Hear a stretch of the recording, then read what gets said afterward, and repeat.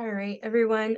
So just a few housekeeping rules. If you can hold off to your questions towards the end, we'll be happy to answer them then. This will be recorded and uploaded along with the slides in a day or two. You can find it on our website. So welcome to the Long Island Sound Community Impact Fund's budget training. We have Sara Smith, who is the grant administrator for Ray. Sara joined Ray after working for Montana Fish and Wildlife and Parks, where she spent 8 years managing a statewide grant program. Water has always played an important role in Sara's life, and she enjoys spending time on the many lakes and rivers near her home in Helena, Montana. She enjoys fishing, paddleboarding, gardening, sewing, and hiking with her husband and 2 dogs. And so I will pass it on to Sara. If you have any questions, we do have a question and answer button at the bottom. You can put your question there and we'll get to it at the end of the call. So thank you so much, and I'll pass it on to Sara. All right. Thank you, everybody. That's all right. Thank you, Shahela. I appreciate you taking the time to be here today. So applying for any kind of a federal award program specifically, they have very specific budgetary kind of requirements and categories and different things. So we're going to talk a little bit about that today, and also just kind of looking at the big picture and making sure that you're really thinking outside the box and what you might need to accomplish your project, and making sure that you include that in your budget so that you can be successful. So we're going to go ahead and get started. We should have plenty of time for questions at the end. So again, throw those in the Q&A now and we'll get to them at the end, or we'll just be able to have plenty of time to answer any specific questions you might have. So let's go ahead and go to the next slide. So I just wanted to bring a few things up, especially if you've never applied for any kind of federal award before. So federal money definitely has some strings attached. There are federal procurement requirements. Those are things that you don't have to worry about so much right now, but things that will come into play, especially if you receive an award through a kind of federal program, or even through this program that you are potentially applying for. And there's also a lot of other kind of federal regulations that, as we're the prime awardee, that would flow down to any subrecipients, which are the folks who would be awarded through this program. And so just letting you guys know that there's a lot of things that kind of go along with these, but we're here to help, budgeting being one of them. And so there are EPA trainings. We're going to have a slide with resources at the end of this that you can check out if you really want to take a deep dive into how to apply for federal awards and write budgets and things like that. But for what you're going to be doing for this program especially, the information I'm giving you today should be sufficient to help you create a really good budget that's going to help you make sure you have everything covered, again, to make sure your project's going to be successful. And again, we have staff here at Restore America's Estuaries that are also available to help. So next slide.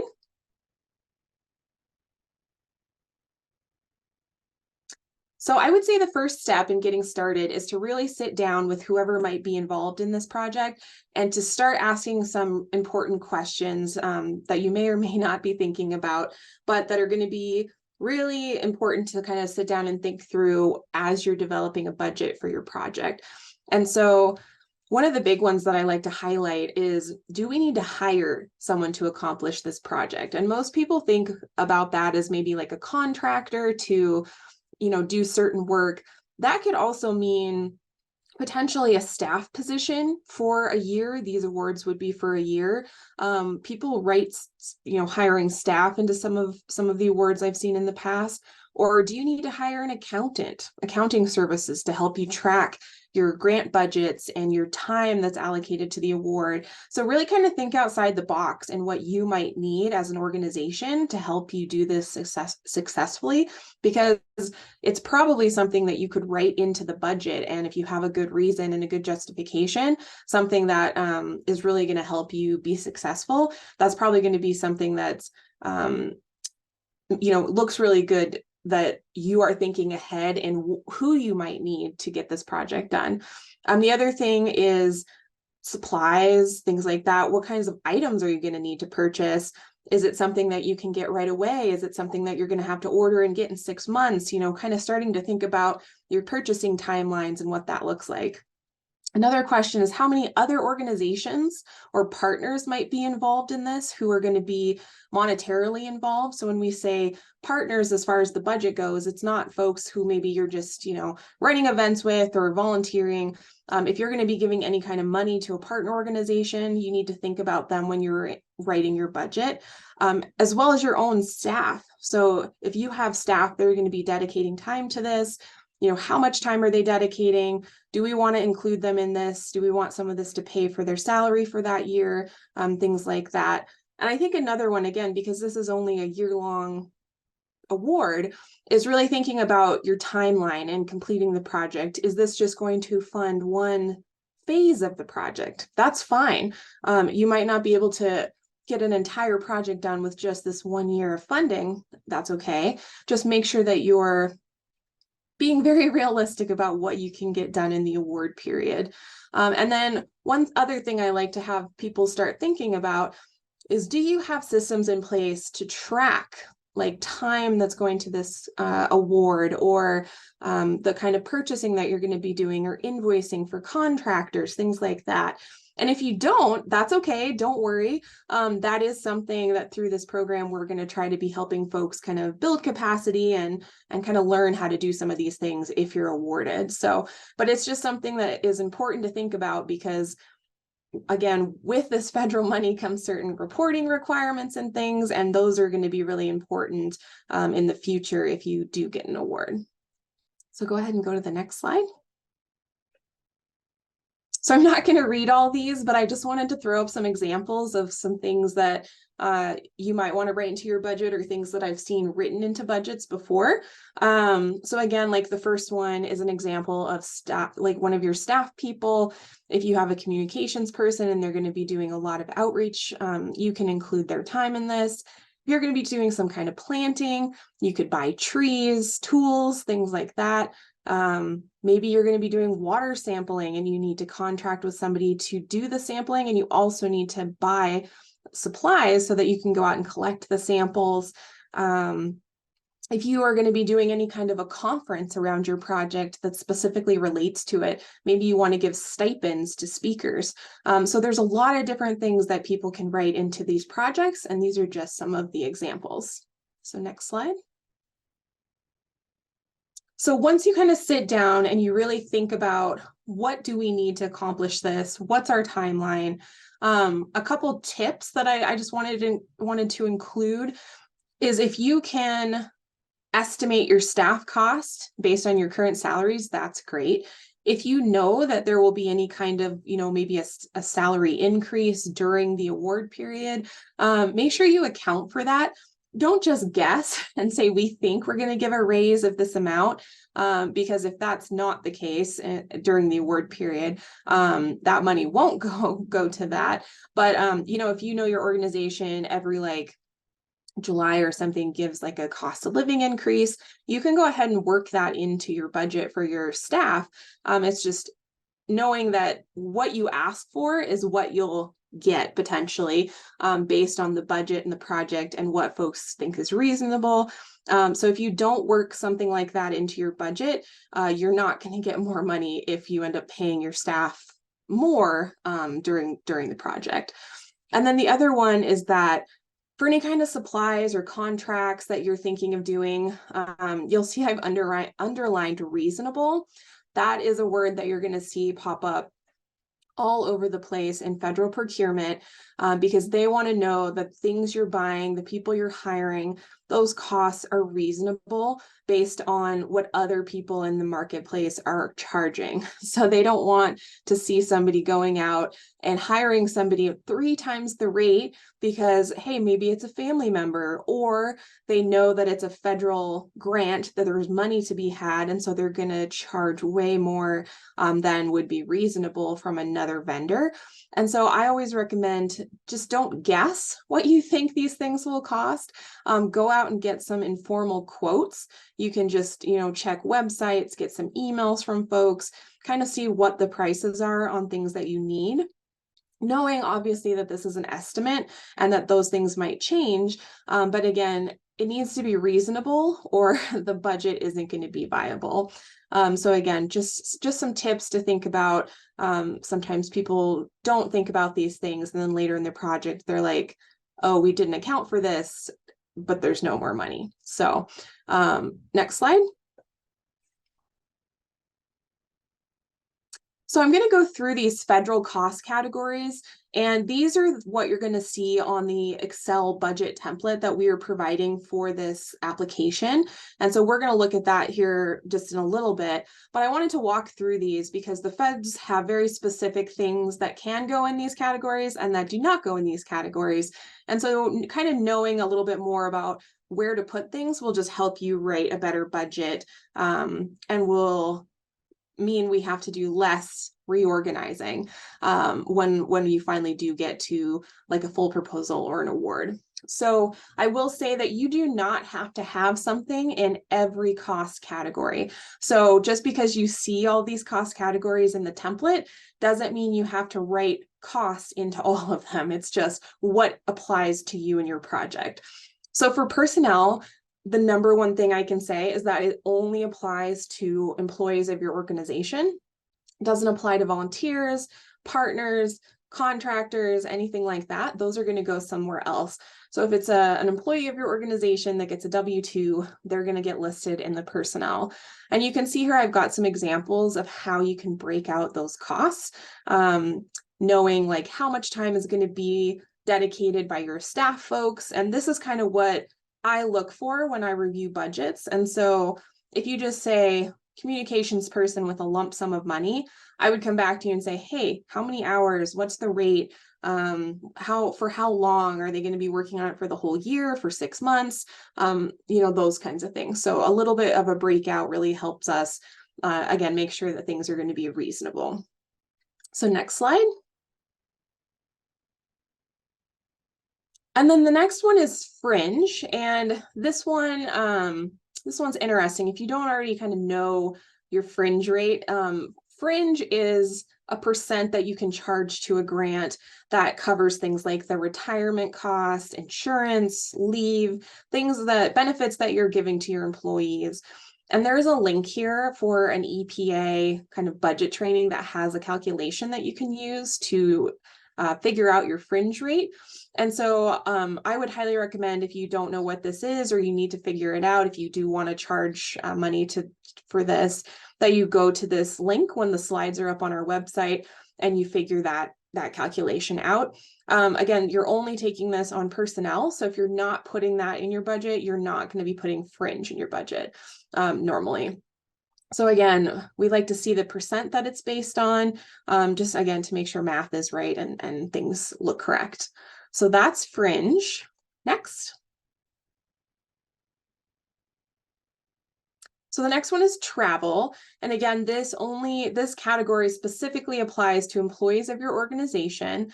And you can see up there, I have the federal mileage rate, that the current federal mileage rate. So if you know you're going to be doing site visits, this many miles, this many site visits at the 0.655, you can break those kind of costs out. It has to be part of the project, integral to the project. And usually we'll ask for a reason for that when we get a little further along, so that we know you're not just driving around and doing other things with the mileage. The other thing this includes is like conference registrations, airfare, motels, per diem, food, things like that. Again, just for employees of the organization. And you can see again some examples of how I broke that out.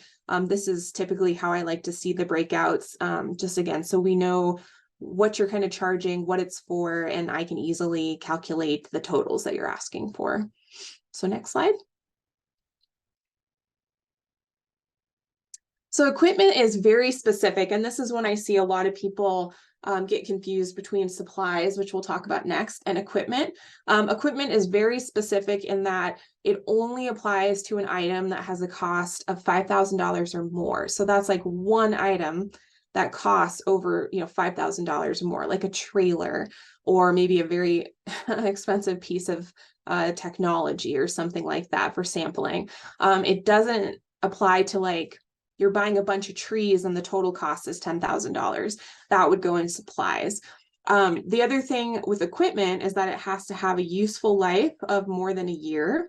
You have to kind of have an inventory for it so that it doesn't just disappear. And usually if people are buying equipment, we'll ask about that later on, like, hey, where's your equipment? What's the serial number? Things like that. And at the end of the life of the award, usually we have to work with EPA to figure out what's going to happen to the equipment since it was bought specifically for this program. Most of the time, people can keep it, but because it was federally funded or bought with federal funds, sometimes that's not the case. So it's just something that we work through with EPA. It's called disposition of the equipment at the end of the award. So you can see, again, I've just broken out, a trailer for hauling oyster shells, which is a common one we have for some of our program folks. So next. So supplies, again, pretty much everything you're going to be purchasing that's not like a contracted service will go under supplies. It's a pretty broad category. It can include things like laptops, tools, plants, sampling equipment. One thing that people bring up quite often is food and beverages, like if they're going to be doing some kind of volunteer event. That's something that we'd have to get approval for, just, depending on the grant and what kind of language is in there. That's not something that we usually like to fund, especially alcohol. No alcohol can be purchased on with any kind of federal funds. So if that's something that you think is going to be integral to your project, it'll be something that'll just probably come up in discussion at some point. Again, please break out, give us some details on how you figured out the total. So if you're buying a bunch of trees or plants or gloves or whatever it might be, how much each one is for the total, instead of just like supplies, $1,000. We're going to ask for more detail if you do something like that. So again, I highly recommend you go to a couple websites if you don't know how much these things are running right now and kind of get an idea of costs so that you can be as accurate as possible and make sure you're not under guessing and then not having enough to cover these kinds of things. So next slide. So contractual will be kind of any services that you're hiring for with a for-profit company that offers the same kind of services to the general public. And the reason I bring that up is because sometimes folks get contracts and subawards confused. And a subaward is usually what goes to like a partner organization, like a nonprofit, maybe a university that's doing some work. They're not usually doing the same kind of work for profit in the marketplace. And so that's one where EPA gets very specific on what's a contract versus what's a subaward. If you're going to have multiple contracts, please break them out, contract for the quality assurance plan, contract for the website design. Again, just kind of giving us details on how you're getting the amounts that you're putting in your budget.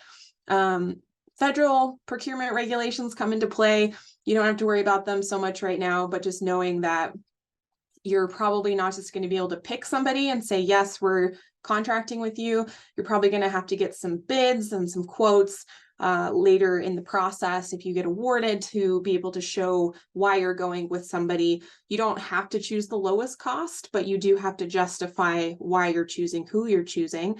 And again, that the cost is reasonable and they're not charging you a crazy amount of money, again, because they know it's federal dollars and it's your cousin or something like that. So conflict of interest is something that federal folks really keep an eye on. So just remember that. And again, just an example of kind of, we've had some folks that have done websites that are used to update people on projects, things like that. That's a cost that you could think about including if it was something you needed. So next. So other, kind of like it sounds, if it doesn't go in any of the other categories, it's probably going to fall into this one. So this is where like those subawards for partners would go, travel for partners would go here, stipends if you have speakers, printing and copying for some reason goes here. Any kind of rentals that you're doing would go here. So if in doubt, put it here. You can always move it around later. But yeah, a lot of stuff falls under other. And I just have some examples of breakouts of maybe some things that you might be including. So when in doubt, put it in other, and we can always work with you to move it. So next slide. So indirect is something that you can charge on an award. It doesn't apply to equipment and has certain thresholds for subawards, which we can always address, as we go through with folks. But it covers those things that are like common costs you might have that aren't specific to the project, but you have to pay in the course of doing business, like doing your job. So like office space rentals, sometimes like software subscriptions, accounting people because they're working on, a bunch of different things for you. So it kind of just covers those costs that you have on a day-to-day basis that aren't specific to this one project, but you have. And so if you have a federally approved indirect rate, it's called a NICRA. You have to use that. If you have one, you'll know what that stands for.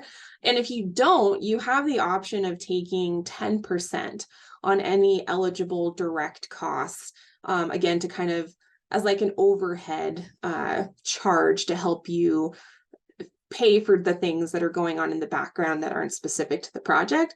And you're just taking it off the total. So it's not like you can choose what that is. You would just take 10% of the total amount you're asking for. So if you decide to take this, you have to factor that into the total overall cost of what you're asking for. So you would have supplies and personnel and like all those things added up.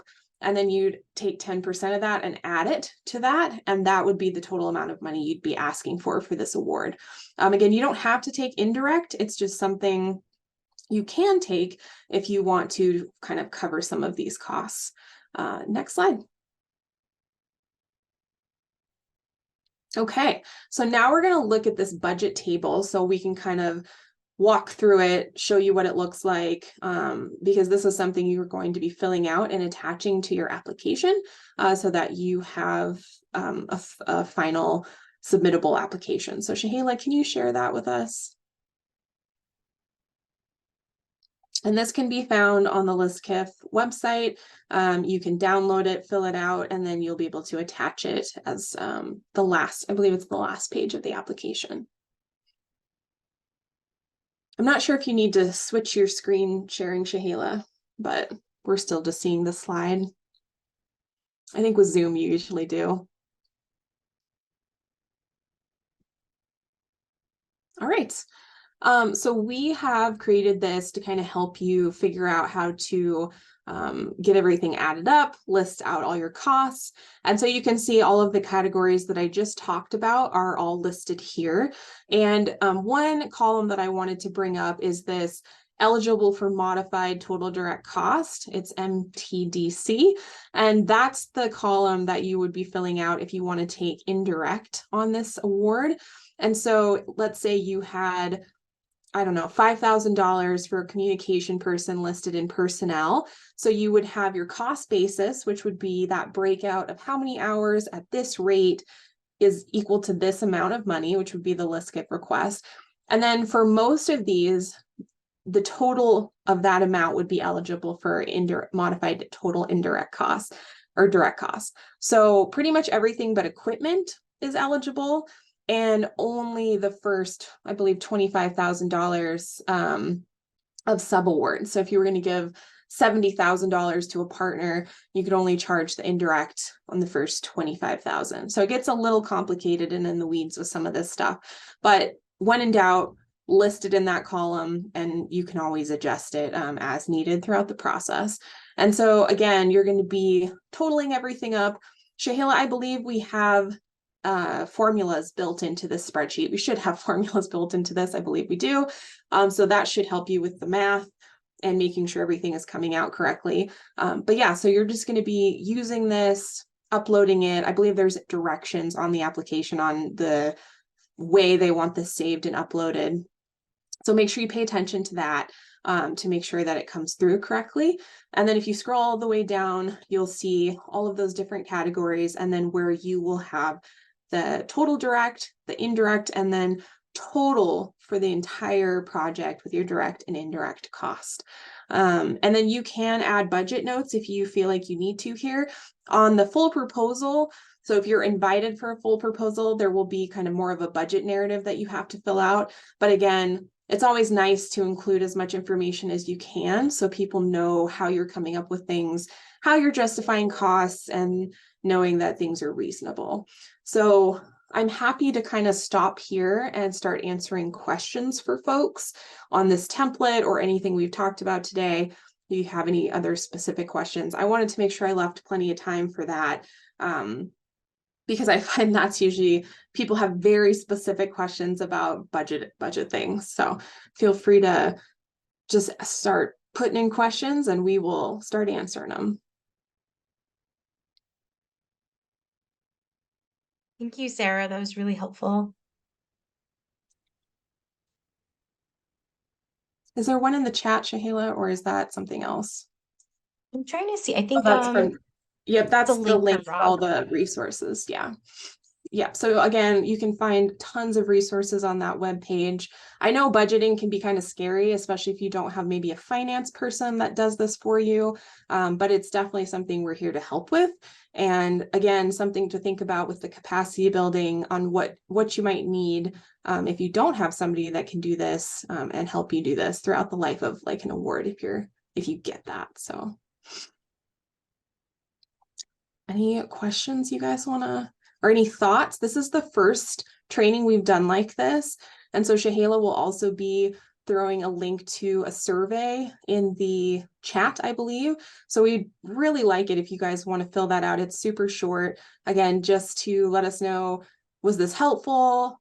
Was there anything that I didn't cover that you would have liked to learn about so that we can make these the best we can moving forward? Because we really, again, we want to be here to help make people successful in applying for awards. So we have one question from Nikki Spiller. sure. For plant supplies, if we don't know what kinds and quantity of plants would be needed yet for a rain garden, how do we break that out? Yeah, so it's a good question, especially in this letter of intent. You're definitely going to be estimating things. And then if you are invited for the full proposal, that's when you kind of need to tighten things up and figure those things out. And so I would say, you know, if you could chat with another kind of organization that's done a similar project, that would be a really good way to kind of get an idea. I'm not sure, Shahela, if you would have any resources if they, you know, reached out to you and you might be able to connect them with somebody that's done a similar project. I would say to just estimate, you could say plants and then examples of things you're thinking you might want to put in and how much those might cost. So again, it's really kind of an estimate at this point. And even into the full proposal, it's a bit of an estimate. We'll have an entire kind of period to work through folks who are awarded to kind of go through these, fix things, get things tightened up, get those estimates more concrete. And so for right now, you don't have to stress out about it too much. Just do the best you can.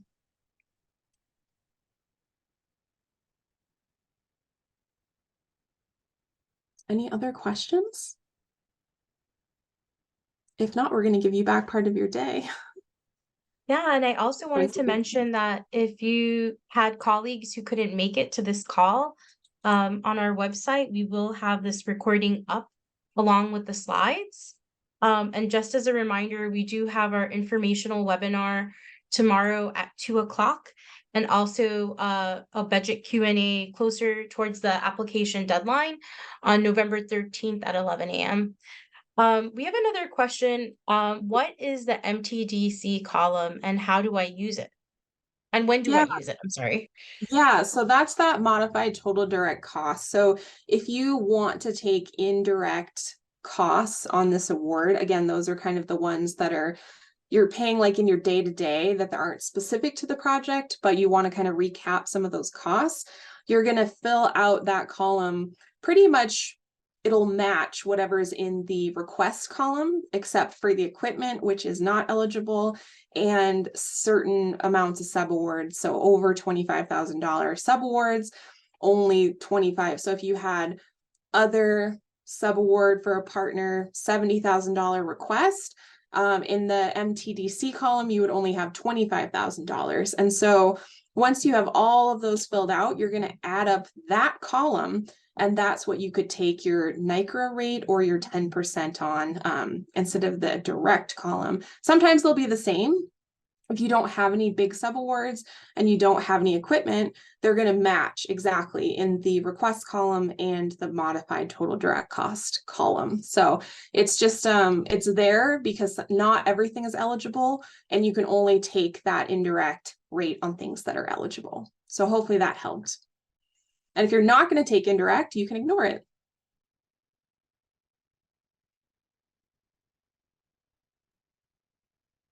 Any other questions? My email address is on the PowerPoint. So if you guys do want to reach out, I just ask that you copy Shahela, email me if you have very specific questions. Again, I wouldn't worry about it too much or spend too much time, stressing out about this for the LOIs, especially because we'll be able to, give feedback, hopefully give feedback to folks in between LOI and full proposal for folks that get selected for that. And even if you're not selected, we'll plan on giving you feedback so that you know kind of what you need to do in the future to be successful. So feel free to email me. There's also a slide with resources for like those EPA trainings. So if you really decide like you like this stuff and you want to learn more, you can go check out their trainings. They're really good. And there's a bunch of different ones. So. And I also put a link to schedule one-on-one sessions with me. So if you need more support in filling out this budget template or have any other questions, please feel free to reach out in that regard. Yeah, again, I just want to stress that we're here to help as much as we can with this process. Obviously, we can't write things for you or, create your budgets for you or things like that. But if you have questions, we definitely want to answer them and help you kind of figure this out, because especially this part of the process can be very confusing and maybe frustrating at sometimes. So. Okay. Well, if there's no other Those are all the questions. questions. Yeah. Yeah. I hope everybody, good luck with writing your budgets. And again, think outside the box, really think about what you need and make sure you ask for it, and reach out if you need anything. So. Thank you so much, Sarah. Thanks Yeah, everyone definitely. for joining. Enjoy the rest of your day. Yep. Have a good one. Bye.